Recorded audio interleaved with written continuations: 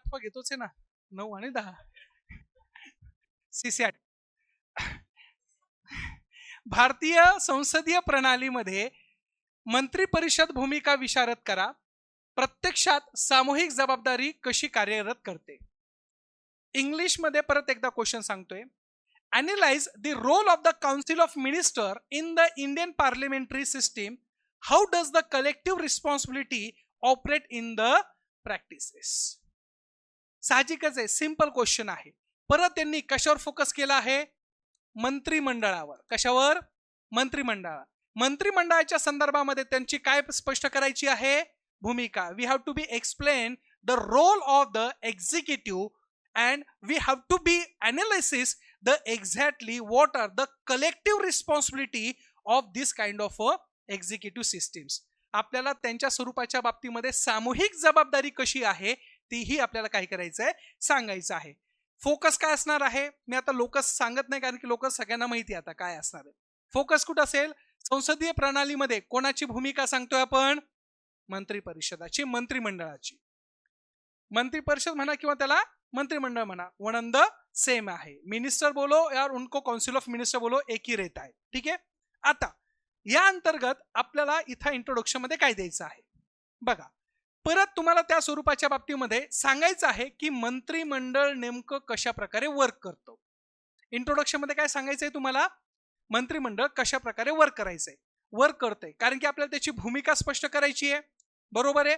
मग अशा वेळेस तुम्हाला हे कशा प्रकारे कार्य करतंय हे तर तुम्हाला सांगावं लागेल इंट्रोडक्शन मध्ये.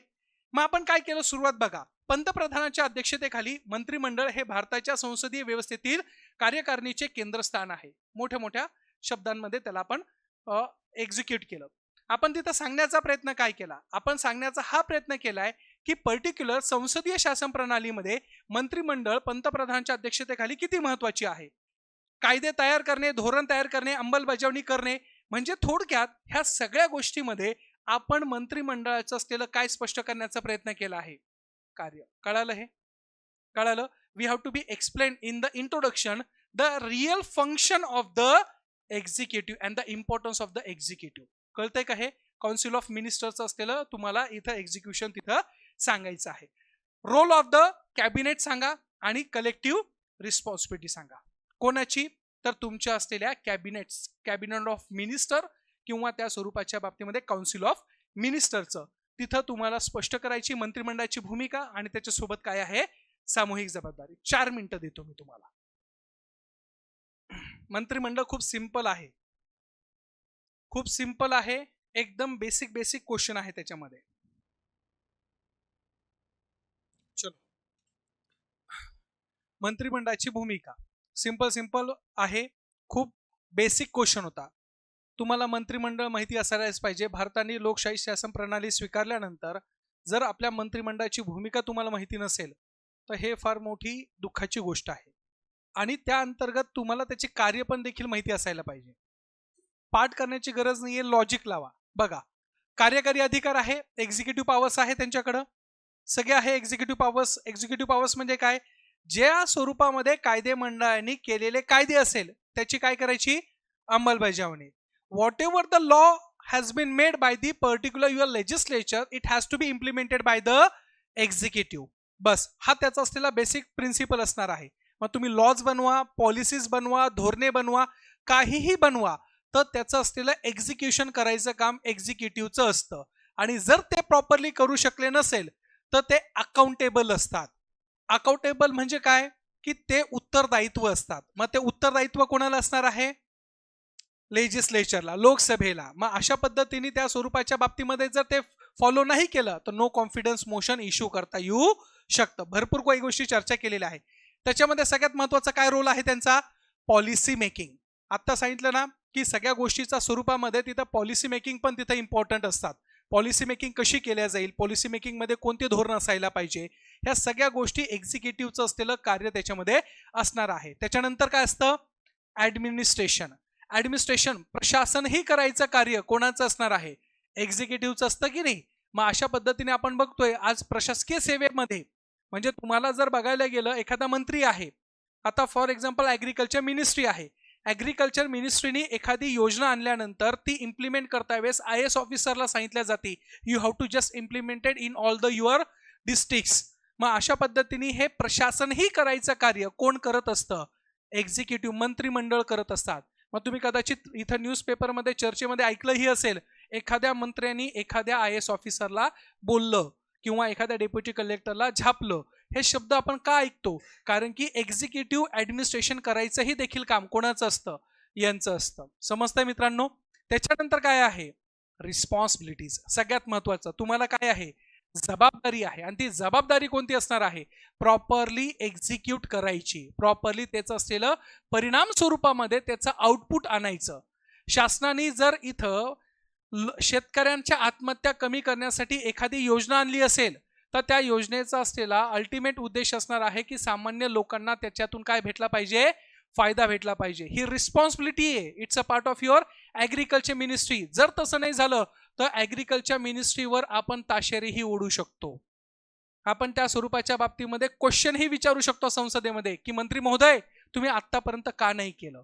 शेतकऱ्यांच्या आत्महत्या का कमी नाही झाल्या? ह्या पद्धतीने रिस्पॉन्सिबिलिटी असती इंडिव्हिज्युअल पर्सनची. म्हणून तुम्ही ऑब्झर्व करत असाल ना, जर एखादा पर्टिक्युलर ट्रेनचा फार मोठा ॲक्सिडेंट झाला आणि त्या पद्धतीने जर जीवितहानी मोठी झाली तर आपण राजीनामा मागतो. कोणाचा? मंत्रिपदाचा, त्या व्यक्तीच्या. कारण की he is not a capable person to hold that particular office. That times it shows that की how you are so responsible for that particular commitment to the office. कळालं हे? Are you getting my points? हे सगळे काय आहे? भूमिका आहे. कोणाच्या? These are the roles of the executive. जबाबदारी काय आहे? आता ही जबाबदारी पर्टिक्युलर कोणाची आहे? कलेक्टिव्ह रिस्पॉन्सिबिलिटी आहे. आपल्या कॉन्स्टिट्यूशनमध्ये 2 प्रकारच्या रिस्पॉन्सिबिलिटी असतात, individual responsibility and collective responsibility. ही फार महत्वाची असते. कलेक्टिव्ह म्हणजे काय? मंत्रिमंडळाची जबाबदारी काय आहे? मंत्री एका मंत्र्याची नव्हे. It's all about your cabinet, it's all about your ministers. मिनिस्टरची असलेली जबाबदारी काय असणार आहे? That times you have to make sure that की तुम्हाला काय सांगावं लागणार आहे? जॉईंट रिस्पॉन्सिबिलिटी आहे. मग जॉईंट रिस्पॉन्सिबिलिटी म्हणजे काय? संयुक्त जबाबदारी. तुम्ही इंडिव्हिज्युअल असलेल्या पदाचा वापर करत असताना तुम्ही असलेल्या मंत्री तर आहात, परंतु you are the part of the that council of ministers. त्यामुळे ती सामूहिकरित्या काय आहे तुमची जबाबदारी? जॉईंट रिस्पॉन्सिबिलिटी असते. त्याच्यामध्ये काय असायला पाहिजे? युनिटी असली पाहिजे. कॅबिनेट सिक्रेसी असायला पाहिजे. मंत्रिमंडळाचा निर्णय किंवा मंत्रिमंडळाने घेतलेला कोणत्याही प्रकारचं असलेलं एखादं धोरण पब्लिकली ओपन केलं जातं का? नाही केल्या जात. मग अशा पद्धतीने जसं की फॉर एक्झाम्पल बजेट बनवतो आपण.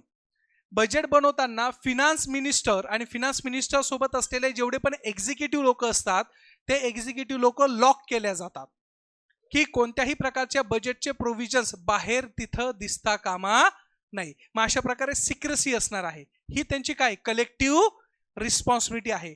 त्याच्यानंतर काय? Resignation in case of a disagreement. तुम्ही रेझिग्नेशन दिलं पाहिजे. It's a whole and sole responsibility असते. एक जाता म्हणजे ह्या क्वेश्चनला जाता जाता एक उदाहरण मला खूप चांगलं आवडलं. लंडनच्या पार्लमेंटमध्ये एक लॅक्टिक मदर्स होत्या, म्हणजे एक माता होत्या. त्यांना नुकतंच 2 महिन्याचं बेबी होतं आणि त्यांना बाळाला केअरिंग करण्यासाठी, फीडिंग करण्यासाठी ते त्या दिवशी प्रेझेंट नव्हते झाले ज्या दिवशी संसदेमध्ये डिस्कशन होणार होतं एखाद्या बिलवर. तर दुसऱ्या दिवशी त्या व्यक्तीनी, त्या महिलेनी रेझिग्नेशन देऊन टाकलं. का? इट्स माय मोरल ड्युटी की I was not present on that times when the law was discuss. माझी family responsibility I will be handle. It's my personal level. It should not be compromise with your our law making process. एवढी morality असती आपल्याकडं. पुढं निष्कर्ष काय आहे थोडंसं बघून घेऊ.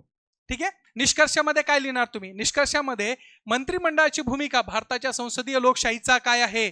अविभाज्य भाग आहे. एका प्रकारे मार्गदर्शक तत्व सामूहिक जबाबदारीचे आहे. एक संध आणि जबाबदार कार्यकारी मंडळ सुनिश्चित करते, तसेच सरकारला, लोकसभेला उत्तरदायी म्हणू शकते. अशा पद्धतीने तुम्ही निष्कर्षही लिहू शकतात, कन्क्लुजन मध्ये तिथं मांडू शकतात. कळालं? हे एकदम सिंपल आहे. कोणत्याही प्रकारचा असलेला हार्ड अँड फास्ट असता नाहीये. कन्क्लुजन मध्ये ह्या गोष्टी मेन्शन करायच्या. How it so importance with in your democracy.